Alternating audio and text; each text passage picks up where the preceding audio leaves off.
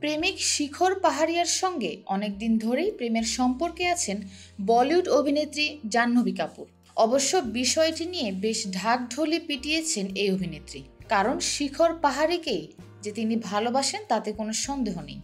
সম্প্রতি সামাজিক মাধ্যমে নিজের কিছু খোলামেলা ছবি প্রকাশ করে উষ্ণতা ছড়িয়েছেন জাহ্নবী। সেসব ছবিতে প্রেমিককে কৃতজ্ঞতা জানান এই বলিউড অভিনেত্রী। বিষয়টি অন্তত পরিষ্কার, এখন জাহ্নবী যেখানেই যান না কেন সঙ্গে বয়ফ্রেন্ডকে নিয়েই যান। এই সময় জাহ্নবীকে ক্যামেরাবন্দি করেছিলেন তার প্রেমিক। বয়ফ্রেন্ডের ক্যামেরার সামনে দিয়েছেন আদুরে পোজ।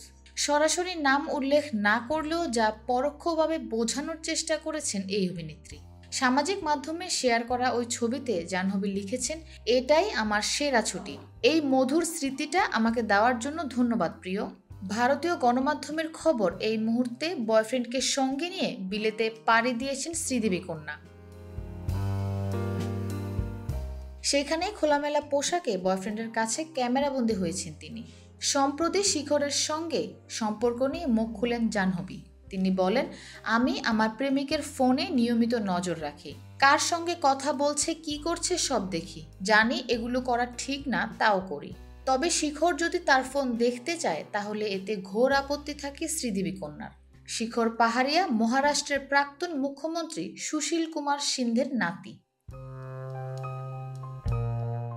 এর আগে কফি উইথ করণে মুখ ফসকে জাহ্নবী বলেই ফেলেন, শিখরকে আদর করে শিখু বলেই ডাকেন এই অভিনেত্রী।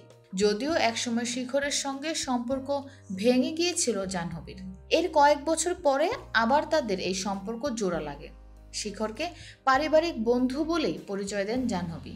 জাহ্নবীর বাবা বনি কাপুরও শিখরকে খুব পছন্দ করেন। বলিউডের নতুন cinema mister and Mrs Mahi চলচ্চিত্রের মুখ্য চরিত্রে অভিনয় করেছেন জাহ্নবী। গত 31শে মে মুক্তি পায় চলচ্চিত্রটি, আর তা থেকেই নতুন করে আলোচনায় এই অভিনেত্রী।